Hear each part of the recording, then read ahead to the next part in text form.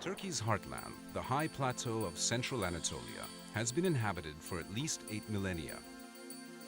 Among its most famous regions is Cappadocia, mentioned in the Bible and known today for its eerie volcanic landscape and delicious local wines.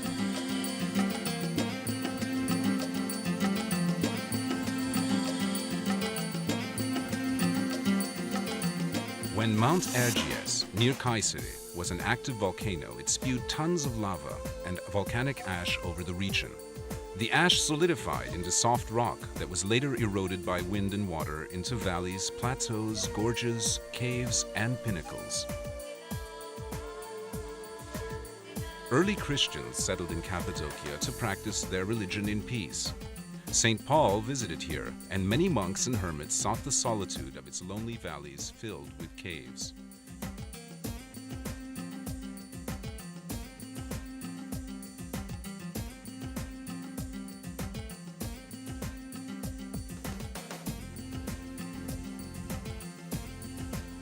Today, Cappadocia is Turkey's most visually striking region.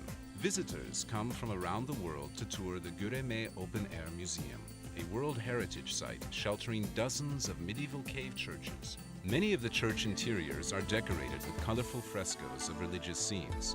Perhaps the finest are the dark church, called Karanlık Kilise in Turkish, and the Church of the Buckle, or Tokalı Kilise.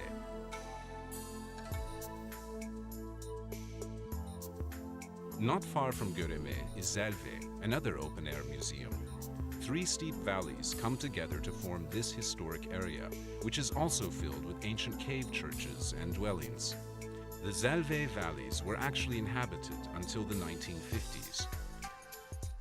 By that time, erosion had threatened the structural integrity of many caves, and there was a risk of collapse, so the inhabitants were resettled nearby. Dominating the Cappadocian skyline is the natural fortress of Uchhisar, rising above the town of the same name. This great rock promontory, 60 meters high, was hollowed out and made into a fortress by early settlers. Today, visitors climb to the top through a system of caves and passages to enjoy the spectacular panoramic views from the top. The town of Avanos, on the banks of the Kızılırmak River, is famous for its colorful Cappadocian carpets and red clay pottery.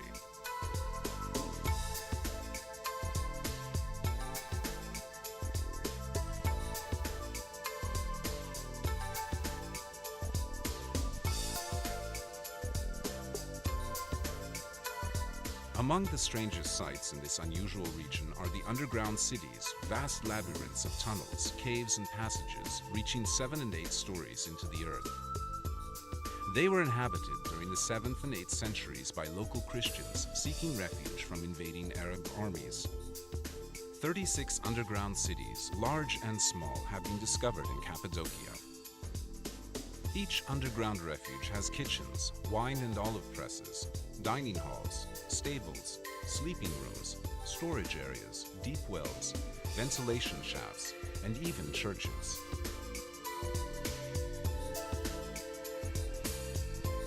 The entire complex could be closed off to enemies by rolling huge stone wheel doors across the entrance tunnels.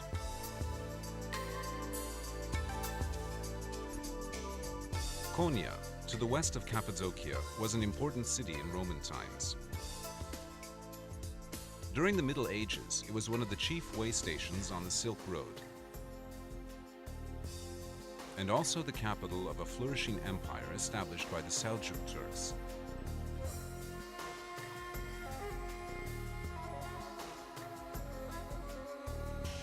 At the height of the Seljuk power of the 13th century, Konya was home to Mevlana Celaleddin Rumi, one of the world's greatest mystic poets and philosophers. Rumi's disciples became the whirling dervishes, Sufi mystics who seek spiritual communion with God through a captivating circular dance.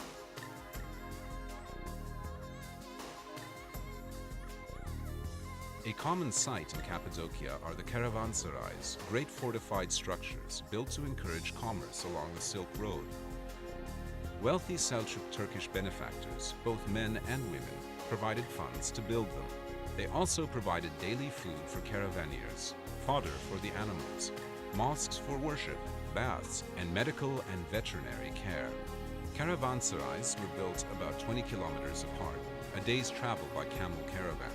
Over 100 of these fine buildings can still be seen in Turkey, many of them in Cappadocia.